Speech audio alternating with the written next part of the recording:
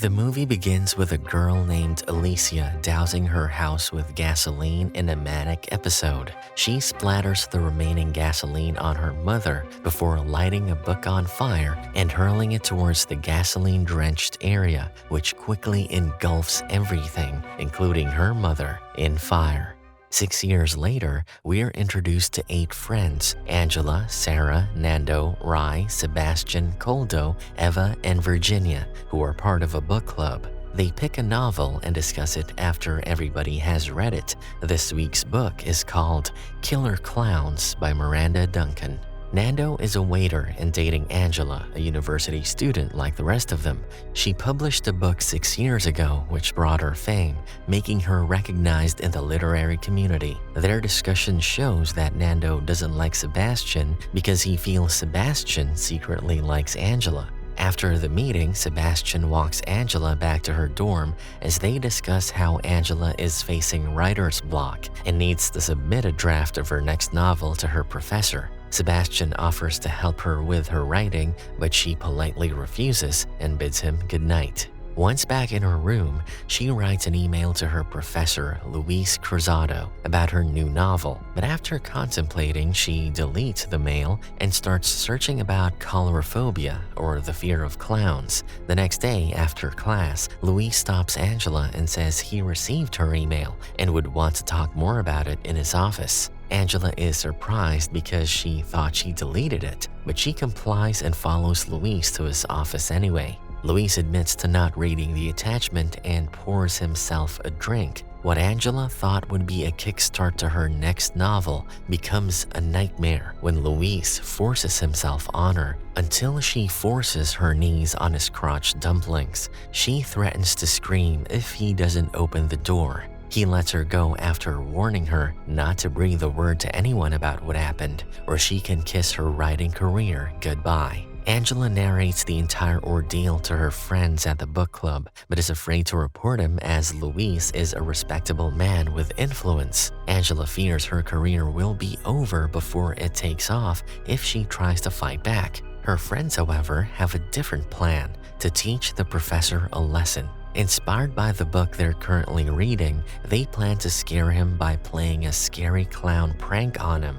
They don't include Virginia in the plan, but the circumstances lead to her becoming an accomplice after she sees her friends outside the library in clown costumes. They execute their plan that night when Luis is alone on campus and successfully scares him out of his wits. The professor runs for his life and reaches the second floor, where Angela tries to put on her mask, but she's too late and Luis bumps into her. Weirdly enough, she sees his face covered in blood before he accidentally falls from the balcony onto a statue of Don Quixote, a part of which impales him, and Luis dies instantly.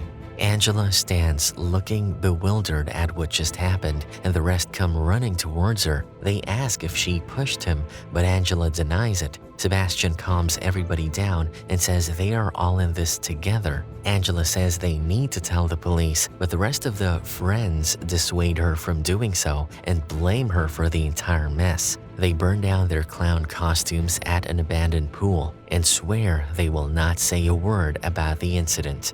The next day, Luis's death is all everybody is talking about. Angela ignores Nando as she's mad he didn't take her side. Sebastian takes advantage of this and tries to get on Angela's good side. Nothing like involuntary manslaughter to kick off the flames of love. They're in their class when Sebastian receives a notification on his phone that he's added to a group chat whose admin is the Mad Clown. He opens the attachment sent and is baffled when he reads it. All the friends check the phone one by one and find that the Mad Clown has narrated what happened on the night Luis died in the first chapter of his online novel. The author also threatens to murder each member of the club he calls the Killer Book Club and write a chapter describing how he would do it. The friends get suspicious of each other as no one else witnessed the incident that night. Virginia is the first one to go missing, and soon, Chapter 2 is posted, where the author writes that Virginia was going to run as she couldn't handle the fact that her life was in danger, so the author made her his first target. He chased her through the corridors of an old school building, stabbed her once to make her fall, and ended her life by stabbing her in the mouth when she opened her mouth to scream. Angela and Sebastian run to the location and find "To be continued" written on the beam in blood. Suddenly, Ava comes in from behind and says she knows how to find the clown's identity. The friends regroup at the college library, and Ava shares her theory that the murderer goes to college with him, as he knows them well and is a writer obsessed with the horror genre since he describes the scene in very minute details. They decide to list all the students who borrowed a horror genre book and stalk them to see if they fit the killer's profile. It soon gets dark, and Angela steps out to get coffee when she gets a message from Mad Clown, who chases her till she bumps into Nando. He hugs her and asks her what happened, but she immediately pushes him away after she notices him carrying the clown mask. The friends gather around Nando and suspect him to be the killer. Angela too has her doubts and doesn't defend him.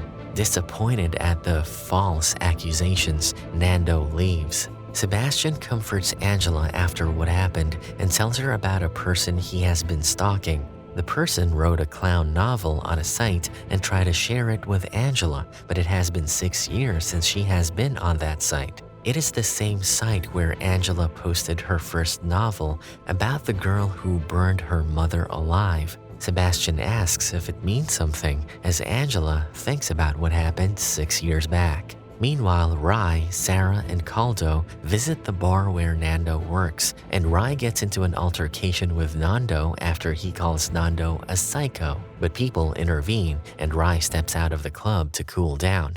Unbeknownst to him, the killer clown is creeping behind Rye, who is busy doing the opposite of cooling down and having some nose candy. Rye turns when he hears footsteps behind him, and upon seeing the killer clown, he challenges him and even throws some punches, bringing the clown down on his knees. Rye removes the clown's mask and laughs, but the clown slices Rye's gut open, and blood splatters all over the place. The friends receive another text from the killer clown about how he killed Rye and writes that he dragged Rye's body to the abandoned pool where the friends burned their clown costumes. Angela, Sarah, Sebastian, and Ava gather at the rundown swimming pool but do not find Rye's body. Instead, they find the same message, "To be continued," written in blood on the floor of the pool.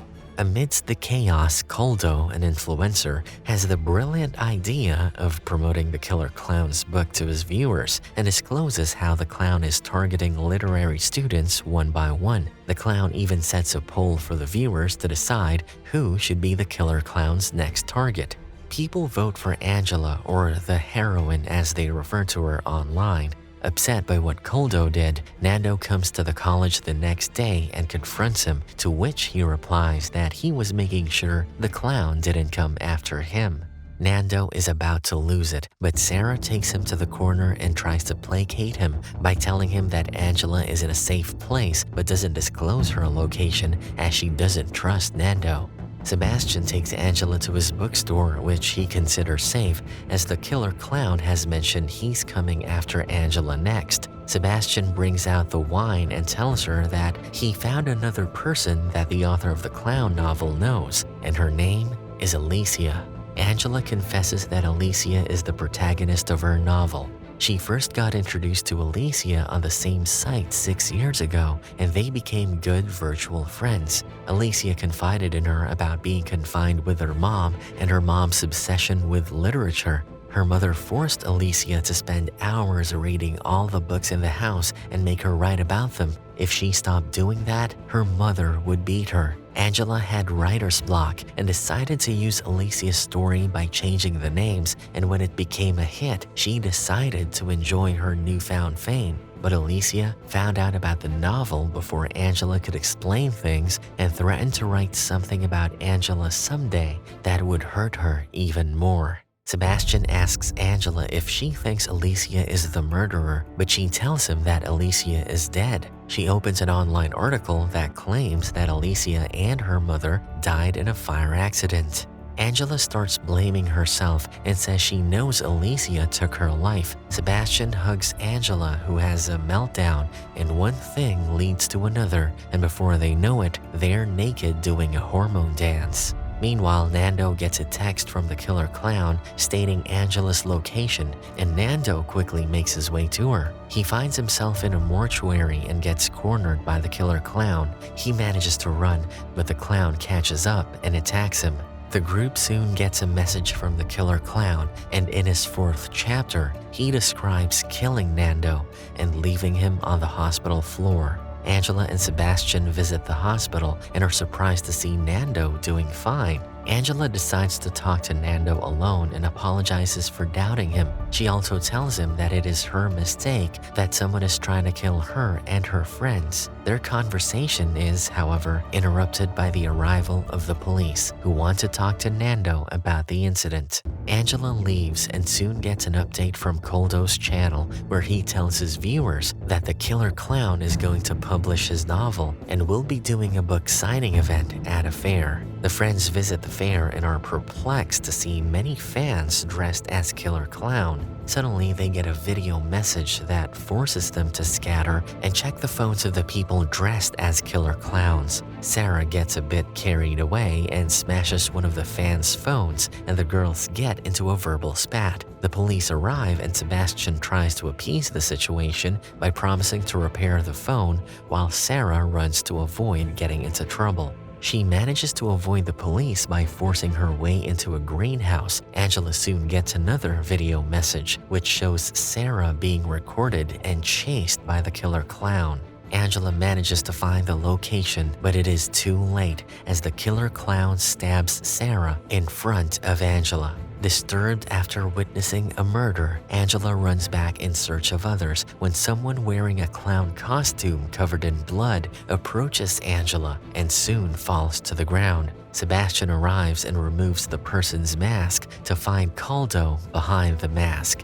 He has his throat slit and soon dies, sending a wave of panic among the crowd. Angela has a panic attack which makes her lose consciousness, and the last thing she sees is Ava running away after disposing of the axe she was holding while Sebastian goes after her. When she comes back to her senses, Nando shows Angela a new clip which shows Sebastian tied to a chair and Killer Clown asking Angela to meet him at the boiler room where the club used to meet. Nando suggests they should tell the police as they suspect the killer clown is Ava, but Angela refuses to go to the police as that would put Sebastian's life at risk. She decides to meet the killer clown and carries the weapon that Ava threw in the bushes. Upon reaching the boiler room, she finds Ava lying in a pool of blood, and she soon passes away. Angela wipes her tears and goes to look for the clown. She finds Sebastian tied to the chair, and as she starts to untie him, he says the clown is here and points at Nando, who has just arrived.